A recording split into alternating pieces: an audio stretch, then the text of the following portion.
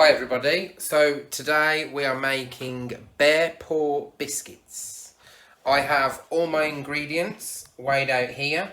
It's all been measured out, ready to go. So I will start preparing the biscuits. So to start with, I've got my one big bowl here and I've got my other bowl here. I've got half a cup of butter, 6 ounces of chocolate chopped into pieces. Mine has been chopped into chunks. I've broke it up into chunks, ready for my biscuits. I've got 1.5 cups of sugar, which is here. I've got 3 eggs, which I've already broken into a bowl, ready, and they're sat there. I've got my vanilla extracts here. I've then got my self-raising flour, which is here. I've then got my baking powder, which is there. My salt, which is there. And finally, my chocolate buttons. So, first of all, I'm going to be using a saucepan, which I've got here. You'll need a saucepan, a whisk, a spoon, and also a spatula. So I'm taking my saucepan first, which I'm going to put down in front of me. Just move my camera a little bit. I've got my saucepan here, and into my saucepan, I'm going to melt the butter and the chocolate. So I'm going to take my butter and pop that into my saucepan. And I'm also going to then, on top of that, put in my chocolate. I'm then going to put that on a low heat, just so we don't burn it.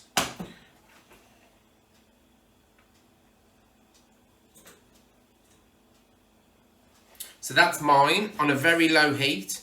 You must make sure when you're doing this that you stir it all the time, otherwise it will burn.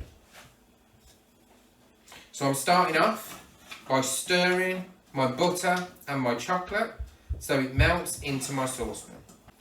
Making sure that I stir it all the time as it melts. We don't want the chocolate and the butter to burn to the bottom of your saucepan. Otherwise your biscuits will taste burnt.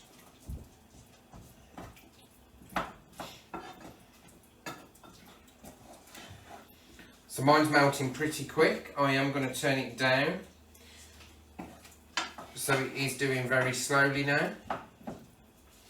And while I'm waiting for that to do, I'm now going to take my one bowl, I'm going to add my flour, which is here. So I'm going to tip my flour in. I'm going to tip my baking powder in, which that's gone in, and my salt. And then I'm going to take the salt and the flour, and I'm just going to whisk it through just to make sure that it's all mixed in quite evenly.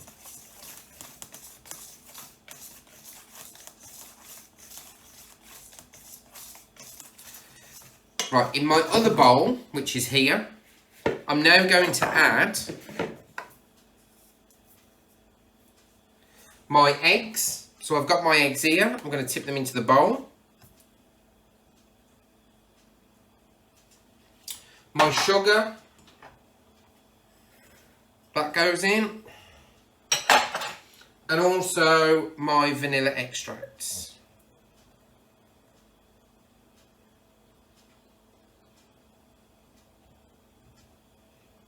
So that's gone in. My chocolate is melting really nicely on the stove. Now I can afford to leave it because I've turned my cooker right down, and I keep going back to it and stirring it. So I've got those items in there, and what I'm going to do is I'm just going to whisk them up really quickly to give them a good mix. This is the egg, the sugar, and the vanilla extracts. And it will, if we can whisk it really well, we'll get lots of air bubbles into it. The more air bubbles we get, the better it will be. So I'm just whisking that by hand as quick as I can. You might need to get adults to help you do this.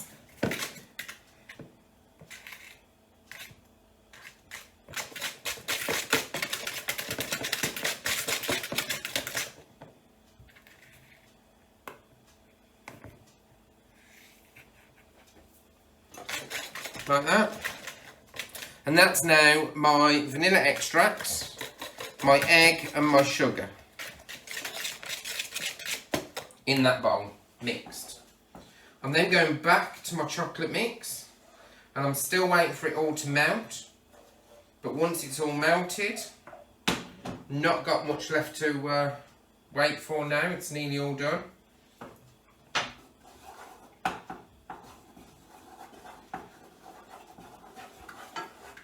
So that's my butter and my chocolate melted in a saucepan.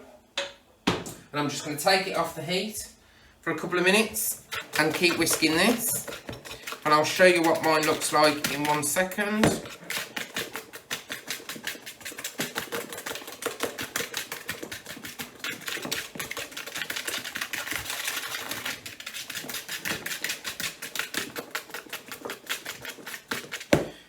That's mine. Mine looks like it's got lots of air bubbles in it. It's quite thick, gloopy.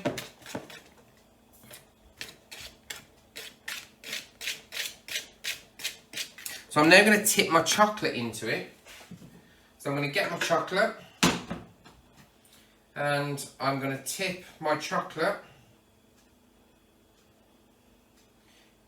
into this.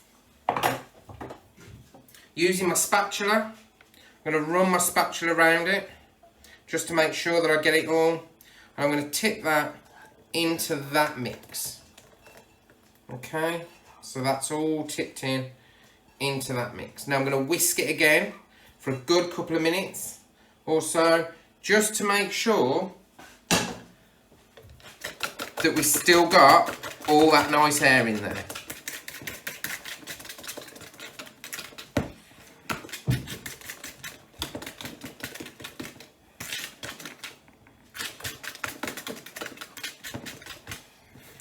We need to do this really quickly, as best as we can, but if you put the air in to start with, it should have quite a lot of air already in there.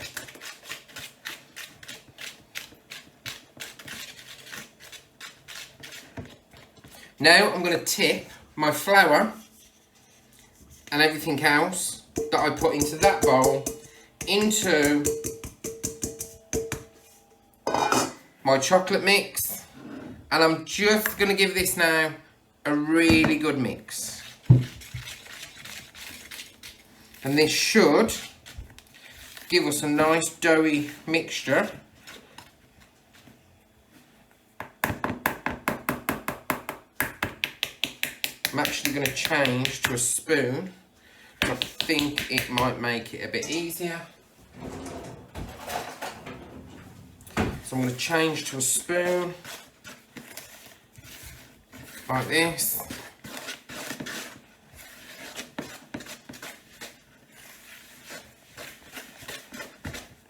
And then I'm gonna go around my bowl.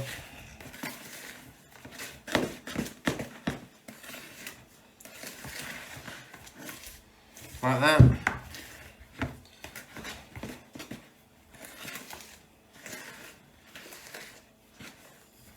And that there is my mixture ready to go into the fridge. If I just show you my mixture, that's my mixture there, look, all mixed in really nicely, ready to go into the fridge. So after your mixture has been in the fridge for a couple of hours, it will look something like that. Obviously you can see I've took a big chunk out of mine just to try it, make sure it was hard. So it should have gone quite hard.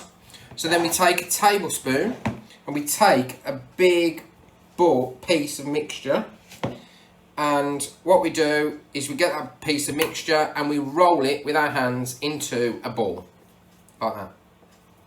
And once it's into a ball, we then squeeze it out, and we keep squeezing it and flattening it out with our hands.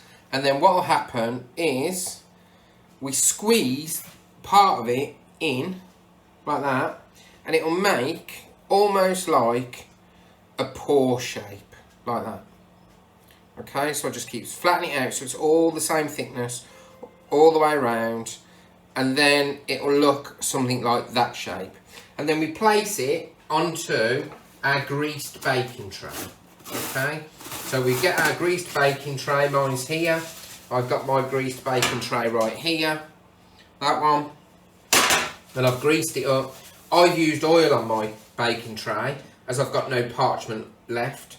And then you stick them, you place your paw prints onto the baking tray.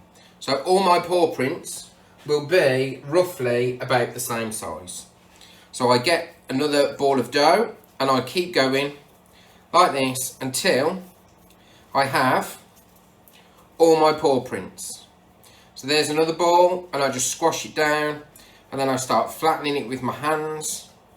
And then what I do is I get the end and I just squeeze it in and flatten it out a bit, keep squeezing it in, and it makes that shape, like a paw print. Okay, and then I put that on the baking tray with the others, like that. I'm going to do perhaps 6 on this baking tray just to show you. So I'm doing 6 of them on the baking tray. I've got 3 on there. This is number 4. I'm doing it pretty quick, like that. And that's almost like a teardrop shape, like that. Look. There's another one. So I put that on the baking tray. I don't know how big they're going to rise, so I just keep going with my dough, rolling it out, giving it a squash like that, and eventually you'll end up with your biscuits. Obviously you can take your time doing it, you can make them all nice so they're all the same size. Obviously your parents will help you, so somebody out of your family will help make them. And this is my last one. So I've then got my 6 paw prints. You can do as many as you want. Obviously I've got lots of mixture left over, so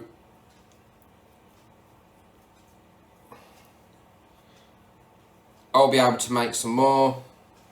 But there again, that's another one done. And eventually, let me just wash my hands because they're all sticky now, covered in chocolate.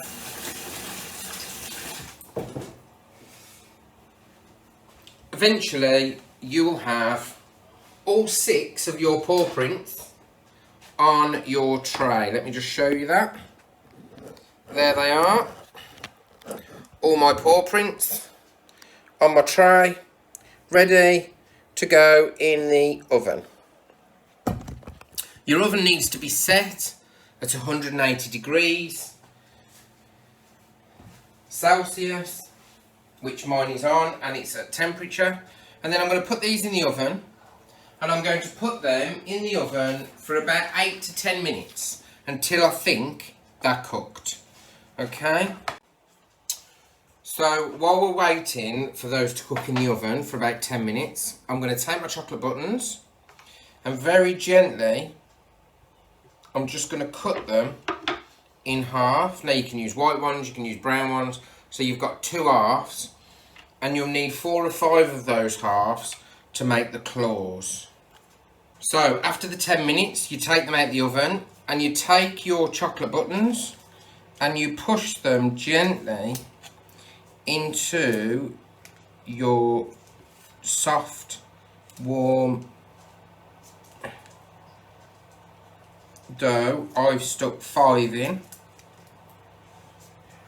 like so, and it will look something like that.